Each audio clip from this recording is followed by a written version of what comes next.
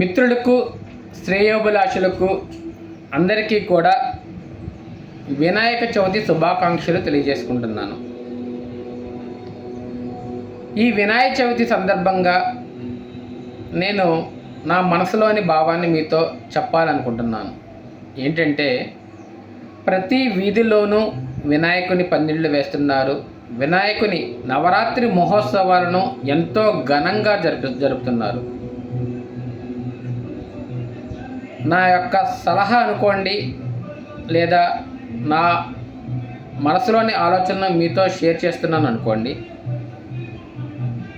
వినాయక చవితి అనేది చిన్నపిల్లల్లోని ఒక లీడర్షిప్ క్వాలిటీకి ప్రతిబింబం. చిన్నపిల్లలు తలకో 10 రూపాయలు వేసుకొని ఊరి మీద చందాలు సేకరించి వాళ్ళు ఒక బొమ్మను కొనుక్కొని ఈ 9 రోజులు చక్కగా ఆ దేవుణ్ణి ప్రార్థించి చక్కగా నిమజ్జనం చేసే వేడుకల్లో కూడా చాలా సరదాగా పాల్గొంటారు. ప్రతి వీధిలోనూ 2-3 వినాయక పందిళ్ళు వెలుస్తున్నాయి. నేను ఈ సందర్భంగా చెప్పేది ఏంటంటే, ఇది మనకు ఒక గొప్ప అవకాశంగా భావించి ఆ వినాయక పందిళ్ళల్లో ఉంటున్న పెద్దలు, యువకులు, ఉత్సాహవంతులు ఎవరైతే ఉన్నారో వారు పిల్లలందరినీ ఓ రోజు గ్యాదర్ చేసి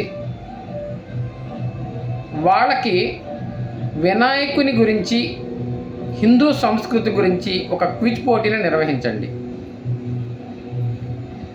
ఎందుకంటే చాలామందికి వినాయక చవితి అంటే ఏంటో కూడా తెలియదు.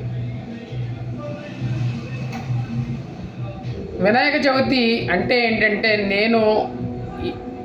నిరుడు వినాయక చవితిలో ఇదే విధంగా క్విజ్ పోటీ నిర్వహించి పిల్లల్ని క్వశ్చన్ అండ్ ఆన్సర్స్ వినాయకునిపై అడగడం జరిగింది. ఈ నవరాత్రి మహోత్సవాల సందర్భంగా కొన్ని క్వశ్చన్స్ అడుగుతానని చెప్పేసి పిల్లల్ని గ్యాదర్ చేసి అడగడం జరిగింది. అందులో అక్కడ ఆ పిల్లలు చెప్పిన సమాధానాలు నన్ను చాలా బాధ పెట్టినాయి. ఏంటంటే, వినాయక చవితి అంటే డీజే పాటలతో డ్యాన్స్ వేయడం అండి అన్నారు ఒకళ్ళు. ఇంకొకళ్ళు ఈ 9 రోజులు ప్రసాదాలు పంచి పెడతారా, ప్రసాదాలు తినచ్చు అన్నారు. అసలు వినాయకుని తండ్రి ఎవరు? వినాయకుడు ఎలా పుట్టాడు? వినాయకుడికి ఎన్ని పేర్లు ఉన్నాయి? వినాయక చవితి చేసుకోవడంలో ఉన్న అసలు గూఢార్థం ఏంటి? ఆ కథ పిల్లలు మనం చదువుతాం, వాళ్ళు వింటున్నారో లేదో మనకు తెలియదు. కానీ ఒక్కసారి దయించి వినాయక పందిళ్ళలో మీరు ఒక్కరోజు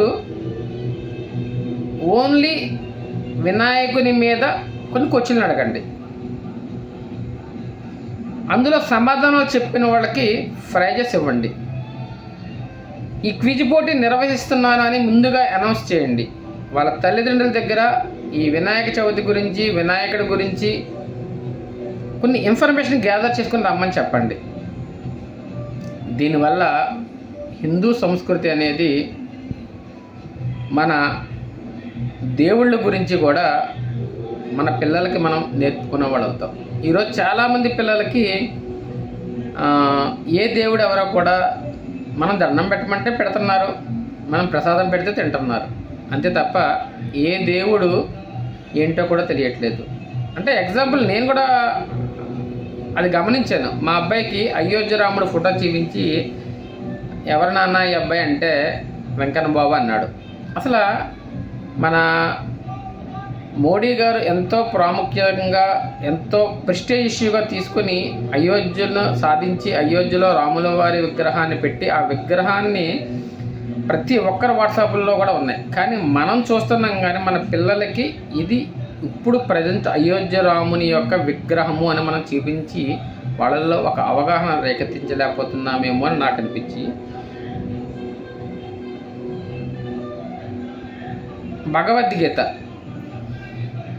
భగవద్గీత గురించి ఈ వినాయక పందిళ్ళలో మనకి అవకాశం ఉంటే కనుక ఒక్కసారి పండితులొచ్చే కానీ భగవద్గీత చదవగల సామర్థ్యత ఉన్న వారి చేత కానీ ఒకరోజు ఒక 4-5 భగవద్గీతలోని శ్లోకాలను పిల్లలకి వివరించే విధంగా ఒక ప్రయత్నం చేద్దాం.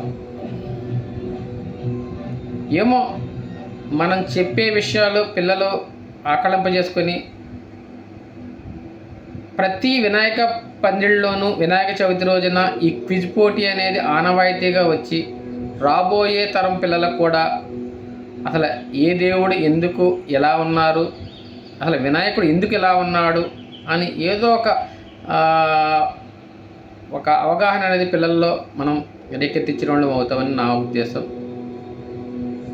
నేను ఈ విషయం నా మనసులో మెదిలిన ఒక ఆలోచన, దీన్ని ఆచరణలో పెడితే బాగుంటుందని నేను మా గ్రామంలో ఉన్న 2-3 వినాయకుడి పందిళ్లలో చెప్పొచ్చాను. నేను ఒకరోజు వినాయకునిపై క్విజ్ పోటీ నిర్వహిస్తాను. సమాధానాలు చెప్పిన పిల్లలకు బహుమతులు ఇస్తాను, నాకు కోఆపరేట్ చేయండి అని చెప్పాను. వాళ్ళు సముఖంగా నాకు అలాగే సార్ అని చెప్పారు. మీరు కూడా మీ వంతు ప్రయత్నాన్ని చేయండి. అందరికీ మరొకసారి వినాయక చవితి శుభాకాంక్షలు తెలియజేసుకుంటూ, ఈ చక్కటి ఆలోచన మీలో కూడా రేకెత్తితే కనుక ఆచరణలో పెట్టండి. ధన్యవాదాలు.